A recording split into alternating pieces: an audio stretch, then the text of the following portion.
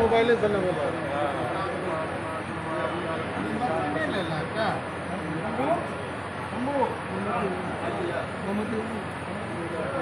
क्या हो तो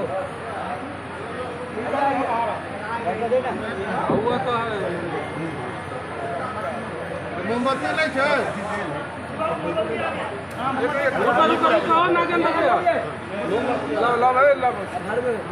मोमबत्ती दियो।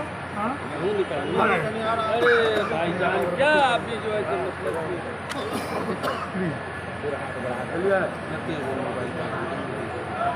क्या है बनाएगा बनाइए बहुत फर्क है ना।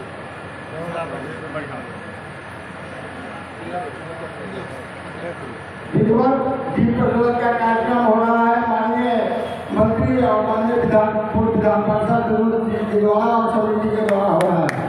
एक बार ताली बजाकर दीप प्रज्वलन का कार्यक्रम हो रहा है।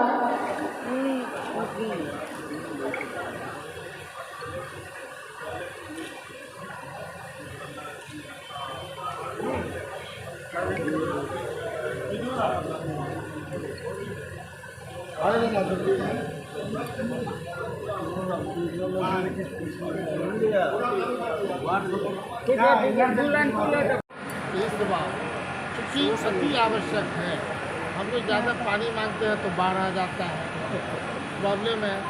और इस बार सुखाड़ न हो इसलिए भगवान से मनाएंगे कि इस बार भी कम से कम बैलेंस कर दें ताकि वाटर लेवल नीचे नहीं जाए।